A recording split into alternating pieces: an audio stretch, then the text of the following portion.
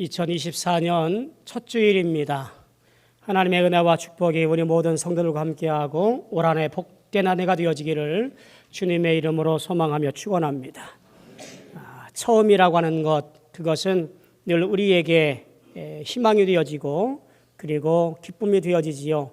그 첫 시작을 주님과 함께 행하여서 여러분의 모든 것들이 주님이 기뻐하시는 복된 매일매일이 되어지기를 축복합니다.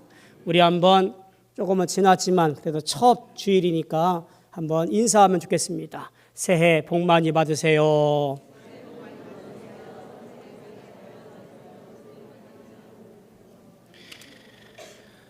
새해 복 많이 받으시기를 주님의 이름으로 축복합니다.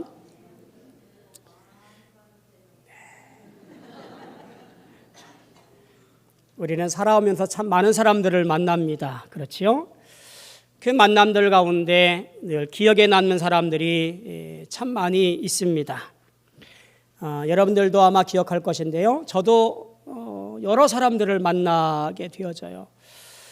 그 만남 중에 한 사람을 소개하려고 합니다. 신학생이었는데요. 신학생을 좀 소개하려고 합니다. 제가 논산에 있던 교회에서 부목사로 사역을 할 때였습니다. 그때 이제 청년부를 담당을 했는데요.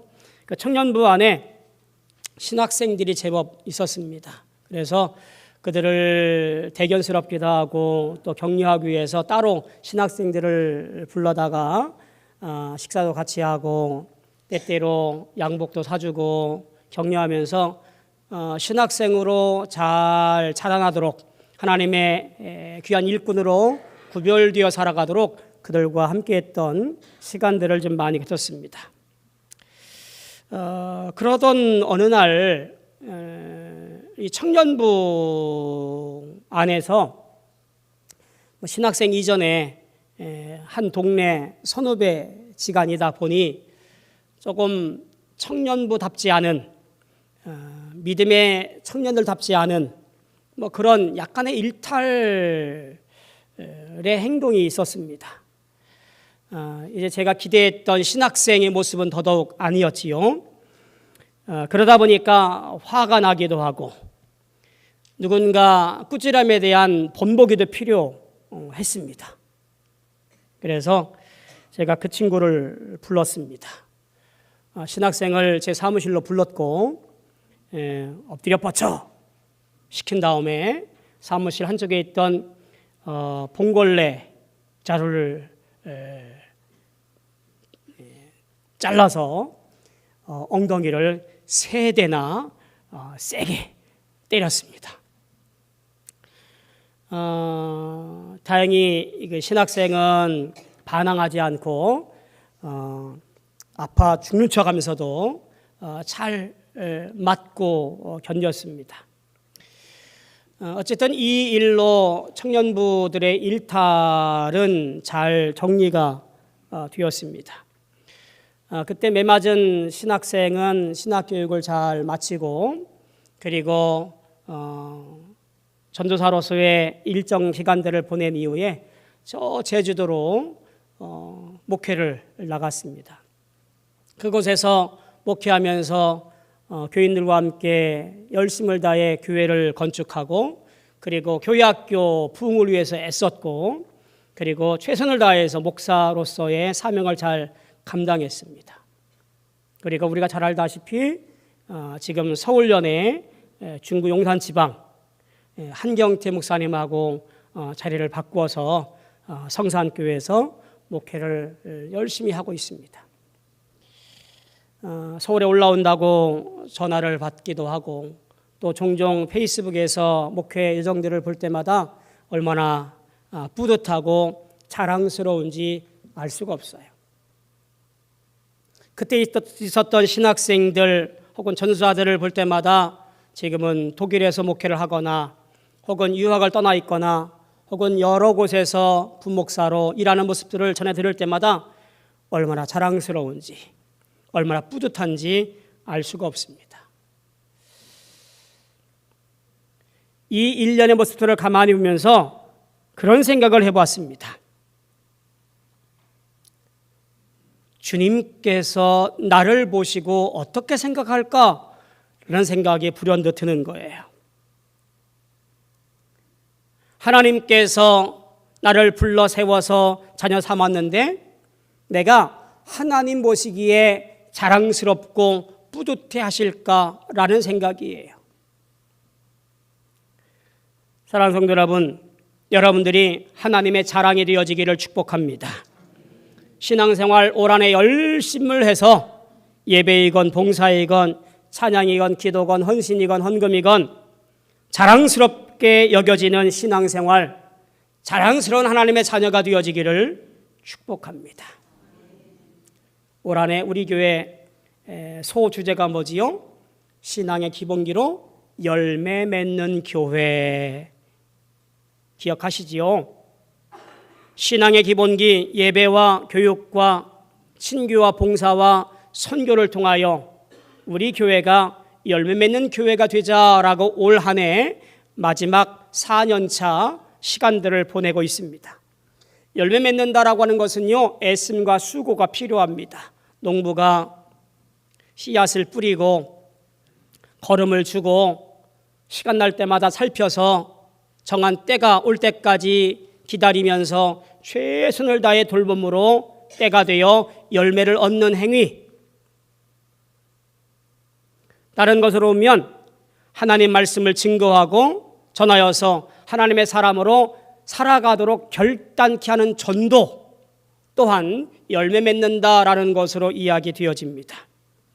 저는 한 해 동안 여러분들의 삶에서 오늘 그 첫 시작을 알리는 첫 주일에 내가 결단하기를, 하나님, 내가 신앙의 기본기로 열심을 다해 믿음 생활에 가서 열매 맺는 교회, 열매 맺는 성도가 되겠습니다 라고 결심하고 올 한 해를 출발하는 우리 모두가 되어지기를 축복합니다. 그렇게 되어지기를 소망합니다. 오늘 그런 말씀의 결론이 뭐냐면 이런 겁니다. 너희는 우리의 영광이요 기쁨이니라. 올 한 해 우리가 해야 할 일 중에 하나가 뭐지요? 바로 매 주일마다 성구 한 구절씩 외우는 거잖아요. 성구 암송이잖아요. 오늘 그 첫 번째 암송할 성구를 알려드립니다. 데살로니가전서 2장 20절입니다. 첫 주는 참 짧고 간단합니다. 따라해 볼까요? 너희는 우리의 영광이요 기쁨이니라. 너희는 우리의 영광이요 기쁨이니라. 이것이 한 주간 동안 여러분의 암송할 성구입니다.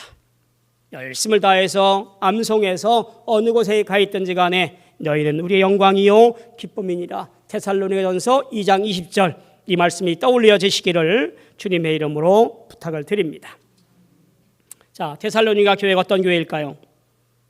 2차 선교여행을 하는 와중에 바울 사도가 마게도냐 지방으로 건너와요. 그래서 첫 번째 필립보 교회를 개척을 합니다. 그리고 데살로니가 지역으로 옮겨서 두 번째 교회를 건축하는데 바로 오늘 말씀의 배경이 되어지는 바로 이 교회입니다. 데살로니가 지역은 로마 제국이 아시아와 도로를 연결하는데 그 도로의 아주 중요한 교통 중심지에 속해 있는 그런 도로에 위치하게 되어집니다. 작은 시골 동네가 아니고요. 그 데살로니가가 20만 명이나 모여 살게 되어지는 아주 큰 도시예요. 그러니까 로마의 아주 중요한 행정 수도와 같은 곳이 어디냐면 데살로니가 지역에 있던 도시입니다. 바울 사도가 보았을 때도 이 지역이 선교적으로 아주 중요한 전략 요충지였기에 이곳에 관심을 가지고 교회를 개척하고 교회를 시작한 거예요. 그런데 그곳에 오래 있지를 못해요.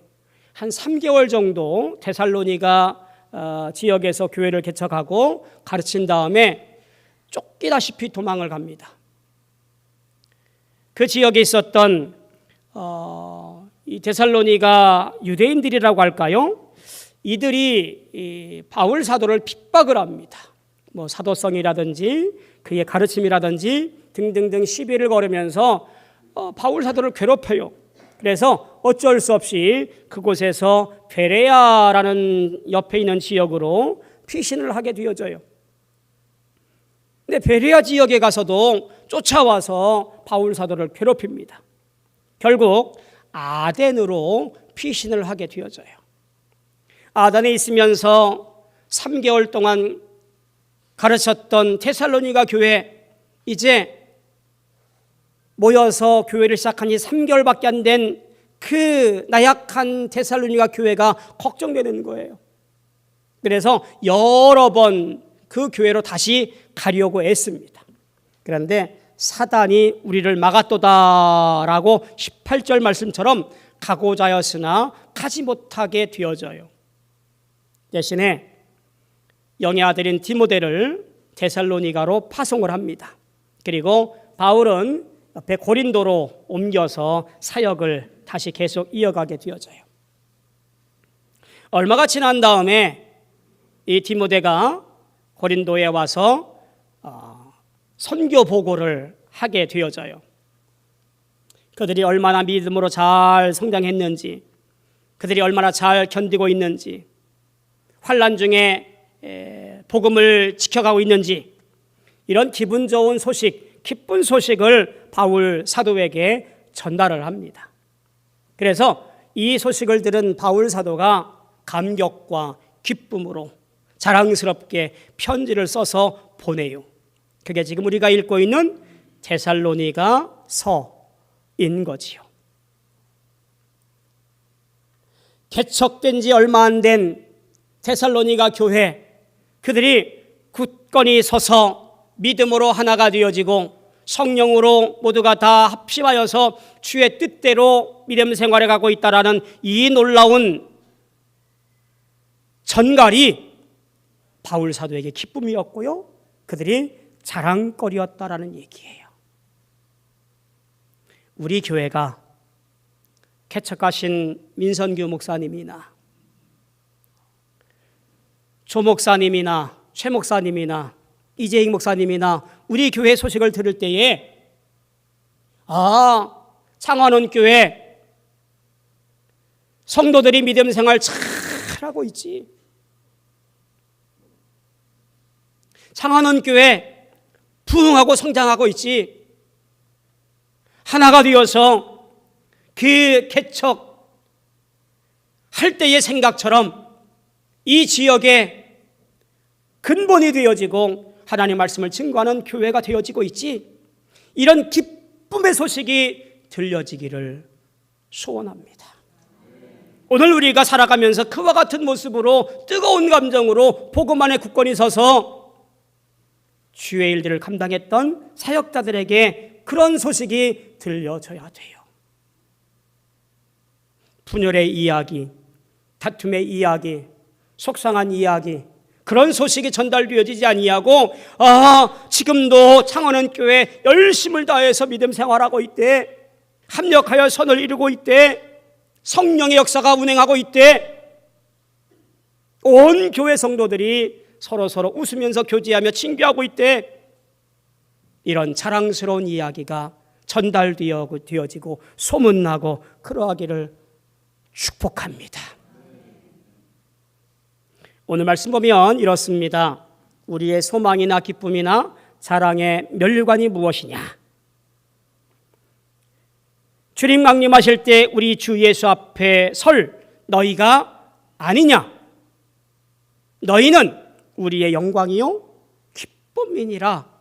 바울 사도가 말하는 거예요. 도대체 무엇이 있었기에 이렇게 기쁨이 되어지고 영광일까? 앞서 나오는 1장 3절로 5절 말씀 보면 바울의 마음을 잘 정돈하고 있습니다. 제가 한번 읽어드리도록 하겠습니다.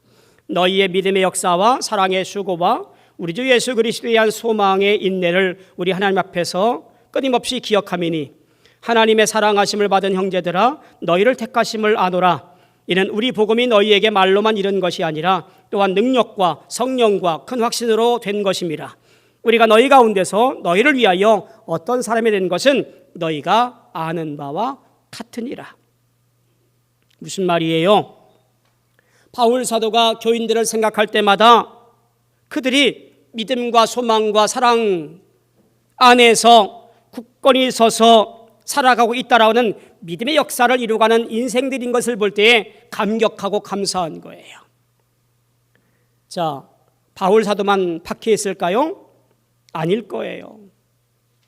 당시 유대교인들이 바울 사도만이 아니라 예수를 믿는 이 데살로니가 교회 성도들을 향해서도 박해하고 환난이 있었을 거예요.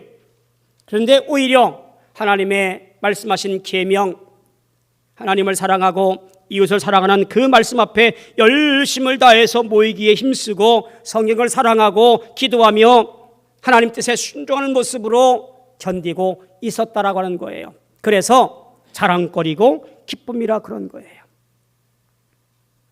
또한 교회 안에 성도들이 서로 사랑의 수고가 있었다는 얘기예요. 사랑에는 헌신과 섬김과 봉사가 있는 거지요.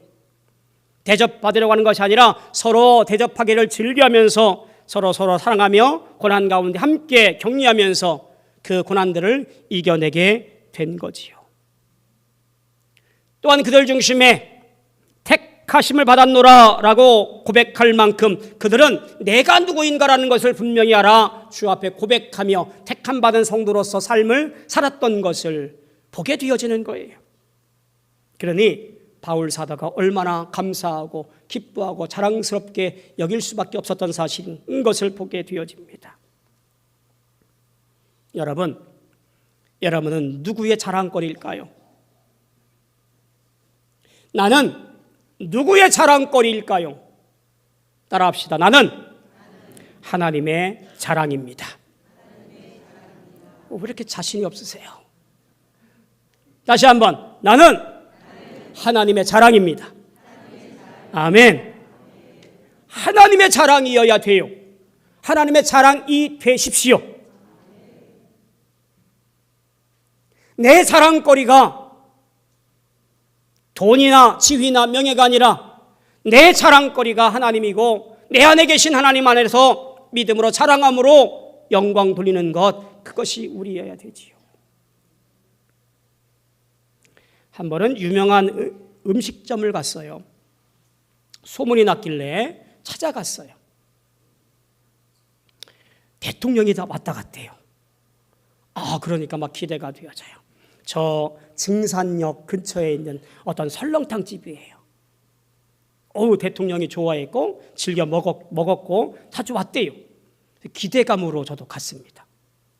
아니나 다를까 차들 댈 데가 없고 손님이 꽉 차 있어요. 근데 음식점이면 뭘 자랑해야 돼요? 맛을 자랑해야 되지요. 설렁탕 국물이 뽀얗다더니 깍두기가 맛있다더니 이런 거를 자랑해야 되는데 들어갈 때마다 대통령이 다녀간 집, 이게 자랑이에요. 자랑해야 할 것이 자랑되어지지 아니하고 다른 것이 자랑되어지는 것, 이게 뭔가 좀 잘못된 거지요. 먹어보니까 다른 데서 먹는 설렁탕이나 그 집에서 먹는 설렁탕이나 그 맛이에요. 단지 뭐예요? 대통령이 다녀간 집. 내가 믿음 생활하면서 나의 자랑거리가 장하는 교회 교인이기 때문에 자랑거리가 아니고요. 내가 얼마만큼 부자이기 때문에 자랑거리가 되어지지 아니하고요. 성경 백독 천독에서 자랑거리가 되어지지 아니하고요. 내 안에 계신 하나님, 내 주인 되신 하나님이 나의 자랑거리가 되어지고 또한 하나님께서 여러분을 자랑스럽게 자랑해야 되는 거예요. 바울 사도는 데살로니가 교회 교인들을 볼 때 사랑하는 이들이요, 우리가 나중에 주 앞에 설 그때에 소망이나 기쁨이나 자랑의 멸관이 무엇이겠느냐? 너희이지 않겠느냐? 너희는 우리의 영광이요 기쁨이니라. 우리가 종말에 받아야 할 그 놀라운 축복의 말씀을 전하고 있는 거예요. 왜요? 데살로니가 교회 교인들에게는요, 재림 굉장한 관심이었어요. 예수 믿고 이 땅에서 복받는 것에 관심 갖는 것, 사실은요, 이것은 건강한 신앙관이라고 볼 수 없어요. 왜냐하면 우리는 이 땅에서 주신 은혜를 가지고 부름받은 사명을 가지고 이루어가는 삶을 살아가는 거예요. 구원을 이루어가는 거예요. 그리고 주 앞에 서는 날 우리는 그 날 이후로 주님과 더불어서 누리는 삶을 살게 되어 있는 하나님의 사람들이에요. 그것이 건강하고 바른 신앙관이에요. 내가 하나님의 자랑거리가 되어지고 나의 자랑이 하나님이기 때문에 오늘 믿음의 길을 열심을 다해서 걸어감으로 말미암아 내가 주 앞에 섰을 때에 아무개야 너는 나의 영광이요 너는 나의 기쁨이니라. 이 말이 우리 모두가 들어야 할 축복의 말인 줄로 믿습니다. 내가 돈을 많이 벌었기 때문에 너는 나의 자랑이다. 너는 세상에서 많은 지위를 얻었기 때문에 권력을 가졌기 때문에 나의 자랑이다. 너는 세상에서 많은 것을 배웠기 때문에 나의 자랑이다가 아니라 하나님 말씀에 아멘하고 순종하고 그 말씀에 감격하며 믿음의 길을 걸어왔기에 예수가 너의 마음속에 십자가 중심으로 살아왔기에 너는 나의 자랑이다.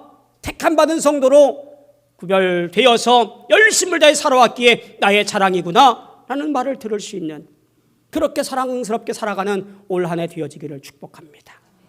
2024년 첫 주를 주님과 함께 시작을 합니다. 가슴 벅찬 마음으로 신앙의 여정을 출발합니다. 여러분 모두에게 하나님의 영광이고 기쁨의 삶을 살아가는 한 해 살이가 되어지기를 소원합니다. 왜냐하면 이것이 곧 하나님의 기쁨이며 영광이며 자랑이기 때문에 그렇습니다. 또한 이로써 하나님 나라가 확장될 것이기 때문에 그렇습니다.